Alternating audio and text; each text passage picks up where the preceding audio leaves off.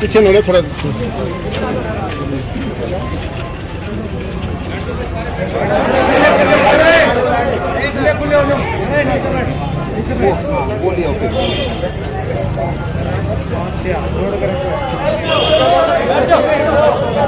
आजा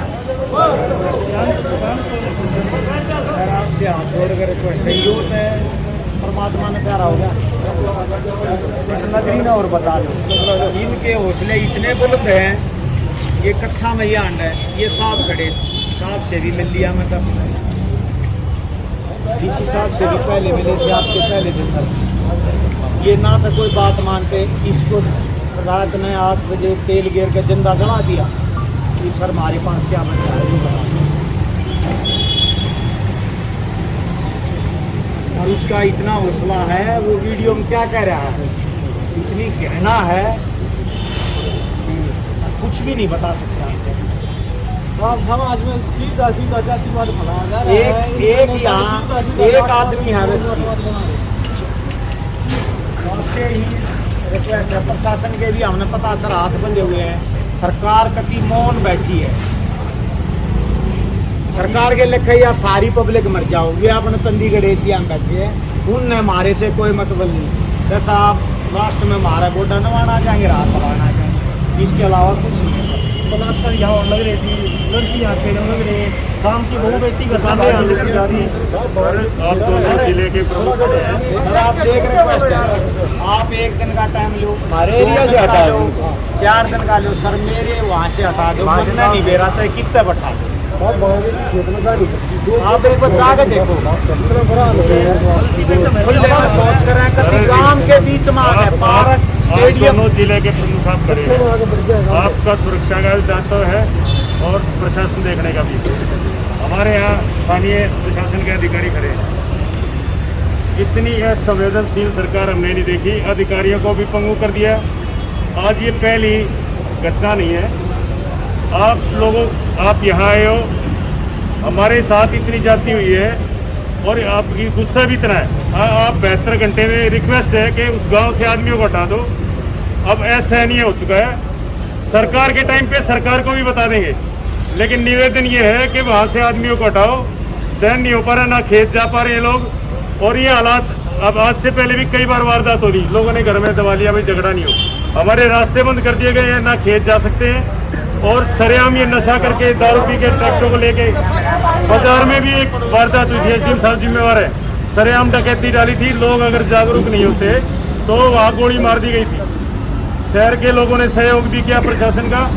आपसे भी सहयोग की उम्मीद करते हैं।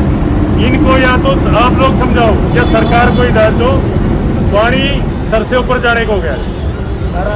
रिस्पेक्ट आप इसमें कोई एक्शन लें, मजबूर हो गया। सर आपसे एक रिक्वेस्ट है, अगर एक हफ्ते में प्रशासन नहीं हटाओगा या तो हम मर जाएंगे या उनको फिर हटावाएंगे। और कोई भी गाँव वाला, कोई भी ग्रामीण आदमी उसका जिम्मेदार नहीं होगा, उसका प्रशासन जिम्मेदार होगा। वहाँ पर कोई चुप होती है, आगे बर्दाश्त होने की सीमाएं खत्म हो चुकी है।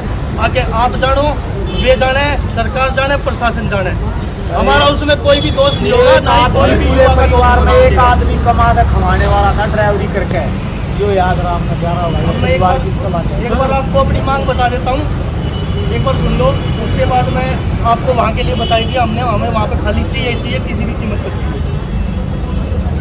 ऐसा जी, एक तो यहाँ पे जो भी गांव के अंदर घुस कर उड़दूम करते हैं, कच्चे पहन के गांव में घुसते हैं, कोई भी आदमी वहाँ पर घुसना नहीं चाहिए। दूसरी बात जी, इनकी जो विधवा है उसको सरकारी नौकरी दी जाए।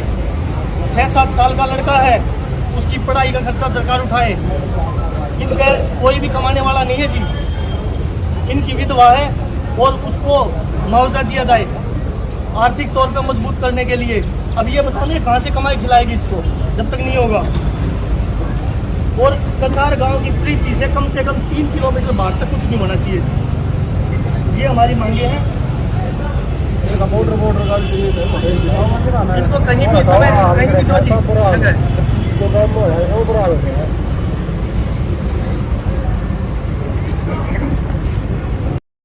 डीसी साहब आए थे और एसपी साहब आए थे, क्या बात हुई? क्या डीसी साहब ने हमने जो मांग पत्र रखा था पीड़ित परिवार का, वो उन्होंने मान लिया है और हमने 1 हफ्ते का अल्टीमेटम दिया है। कसार गांव की 3 किलोमीटर की परिधि के अंदर चारों तरफ 3 किलोमीटर के व्यास के अंदर अगर कुछ भी किसान वहाँ पे रहता है 1 हफ्ते के बाद, तो गांव जिस भी प्रकार का एक्शन लेगा उसका दोषी, उसमें अगर कोई भी दोषी होता है तो प्रशासन दोषी होगा, हमारा कोई दोष नहीं होगा। अधिकारी क्या कहेंगे? अधिकारियों ने बोल दिया कि 1 हफ्ते के अंदर हम आपके 3 किलोमीटर की परिधि के अंदर के किसानों को सबको खाली करा दें।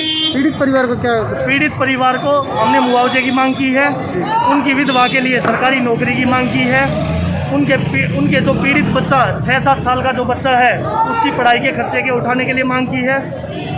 उसके अलावा हमने जब तक मुकदमा चलेगा, मुकदमे के उपरांत तक पूरी की पूरी परिवार को सिक्योरिटी दी जाए, उसके आश्वासन में डीसी साहब ने सिक्योरिटी के लिए बोला और 25 से पुलिसकर्मी गांव के आसपास रहेंगे राइडिंग के लिए, ये भी डीसी साहब ने। जो आश्वासन दिया उससे सहमत हैं? हम आश्वासन से सहमत हैं, लेकिन अगर 1 हफ्ते का अल्टीमेटम हमने दिया है, 1 हफ्ते के अंदर कार्रवाई नहीं होती है तो हम भी एक्शन के लिए तैयार हैं। क्या इस प्रकार के हादसे रुक जाएंगे जी? क्या इस प्रकार के हादसे कान रुकेंगे? ये पब्लिक के हाथ में रोकना नहीं है। पब्लिक के हाथ में आज के दिन अगर प्रशासन उसको नहीं रोकता है तो इधर से पब्लिक आक्रामक होगी।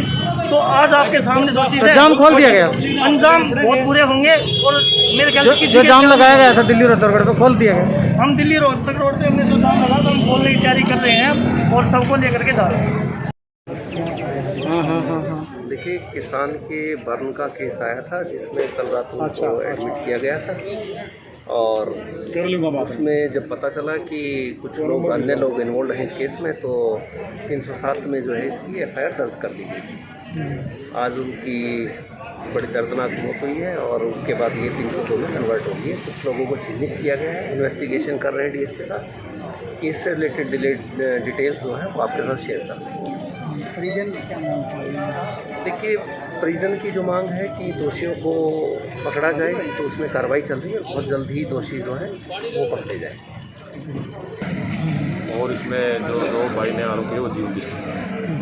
तो क्या आंदोलन में शामिल थे वो लोग? भाई हम काफ़ी दिनों से बैठे हैं। तो फिलहाल क्या आश्वासन दिया जा रहा है? अभी कार्रवाई पोस्टमार्टम की कार्रवाई पूरी होने के बाद आरोपी को जल्दी गिरफ्तार कर देंगे। टोटल कितने आरोपी? 2 आरोपी भाई नहीं, मैं 2 अन्य बताए।